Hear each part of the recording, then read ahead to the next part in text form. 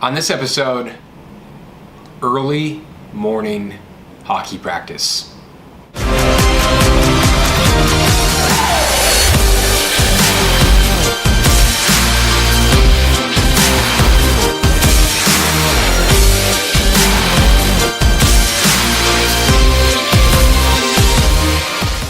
Hey everybody, this is the Quarter Show. And I wrote a blog, in fact, today, posted it, and it was talking about early morning hockey practice. And you know, this relates. Stay with me.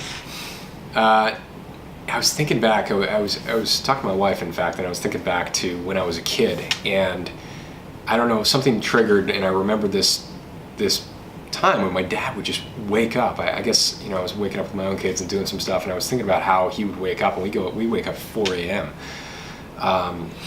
And go to hockey practice. Now, I lived in Canada, a place called Campbellville, small town of like 1,000 people, and then go into town, Milton, so small town in Ontario, dead of winter, freezing cold outside, unbelievably cold, and you're waking up at 4 a.m., maybe splash some water on your face, brush the teeth a little bit, and go down, get the hockey equipment. It's still wet and cold from the day before. It's in the basement, grab it, throw it over the shoulder, go outside, chuck everything in the car, and away you go. So 4:15, maybe have a little breakfast, and then 4:15 where you're driving into town to go get to hockey practice, and practice you're stepping on the ice at 5 a.m.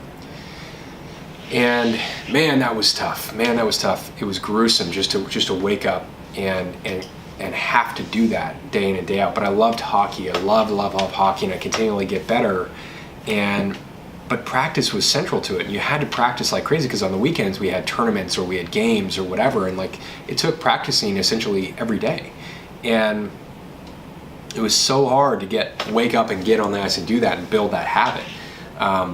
But I realized the other day that it really taught me something. It taught me that there was a sense of work ethic, and there was a sense of discipline and challenging yourself when you do something that's uncomfortable and that's awkward, and it challenges every part of you, and you muscle through it and you accomplish it regardless, and you go and do it, and you do it, and you do it, and you do it. There's a habit forming there, and there's a work ethic and a mental toughness that forms from that discipline. And after a while it carries over, and you can apply that same thing to other areas of your life. And I was actually on Quora the other day, and somebody asked a question like, how do you become more sort of mentally strong or mentally tough? And you know, I commented to the same effect. It was like, you have to do something that is uncomfortable and that challenges you, and you have to do it over and over and over again, whether it's running, you know, 5-6 miles a day or 3 miles a day, but doing it every single day or whatever. I don't know. Often fitness and training help that mental toughness, and it helps create that. But you have to do something that challenges you and makes you uncomfortable, and something that you have to push through that resistance to get to the other side. Because when you do that, you can get to the other side, and you can translate it, and you can apply it to what you do in the workaday world, right? What you do at work, what you do in your profession. And there will be resistance in your profession. There'll be resistance in your day-to-day life, whether you're an entrepreneur, or sales, or whatever. There's a lot of resistance that work gives you. Just doing work, any work, there's a lot of resistance that you get. And the difference is being able to push through that resistance by having that discipline, that mental toughness, and that work ethic. And when you know that you can push yourself, that gives you have high ground, right? That's such an advantage to you as a player in whatever that you're doing. And unfortunately, I see a lot of people that don't have that. I see a lot of people that either don't have that, or don't do it, or aren't pushing themselves, and I guess they're comfortable. And I think most people are running at, you know, 1/3 or 1/5 of what they really can do. And so they're kind of comfortable, and they go get their Starbucks, and they do their thing, and they have their chit chat, and they do the phone calls, and they do this, and blah blah blah. But they're not really running at full speed. It's more than that, man. It's more than just the Starbucks and the different things. it's because you're just sitting here talking. I'm telling you, I'm going through it. Like I'm going through what you're saying. I see it in myself in different areas. I've seen it in different parts of my life. I've seen it, and I've seen it with certain friends, and I've also done it where you make excuses. Yeah. You run into the resistance, and the resistance is so heavy in your mind that you just make excuses, do something else. Well, I'll do it this way. Well, I did it for 5 days and I can't do it anymore. People do it with diets. People do it with exercise. People do it with work. Like people do it with their goals, with their entrepreneurial goals. They start in a direction and they run into some resistance. I've done that. Totally. But you can see it, so you'll know when you're not doing that when you stop doing those things. You'll feel it. You'll know it. I don't know how to describe it, you know, but like.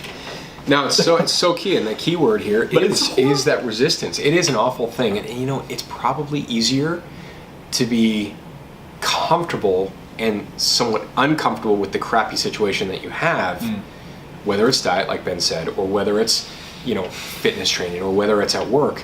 People are more willing to have the crappy scenario because it's a bit of an easier thing than make it to the other side, make it through that resistance to the other side. Right, and because they know what it takes, what it's going to take to go through that, and they know the work involved. But you know what's interesting? Here's what's interesting. Here's a point that I think is very interesting. I do a lot of writing, and I have this phenomenon sometimes go on when I'm writing a book, or I'm writing this, or I'm writing that.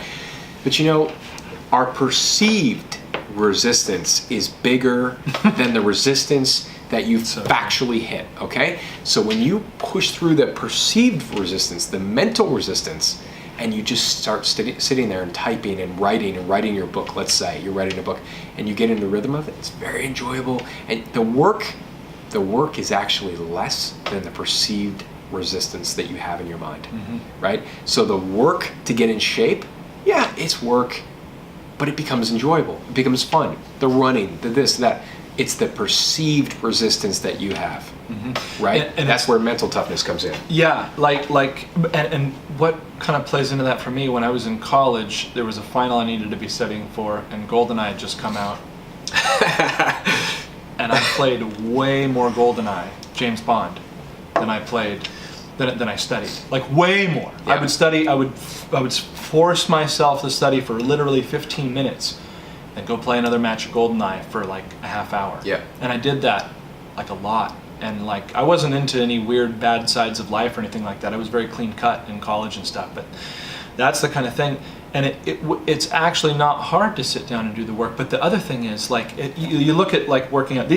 Some of what we talked about is not a mystery or new to anyone, but it is a very, very important topic because bears repeating. I mean, even if it's not new. Yeah, it does bear repeating, and it bears repeating a lot because for me, part of it has been getting to the other side of that is almost like a leap of faith. Mm-hmm. I don't know that I'm going to get in shape. I don't know that I'm going to be successful at my job. I don't know that I'm going to, even if I finish this book or this article or this thing, is it going to go anywhere or do anything? Mm-hmm. Probably not. And so I may as well just sit here and play Spite and Malice on my phone.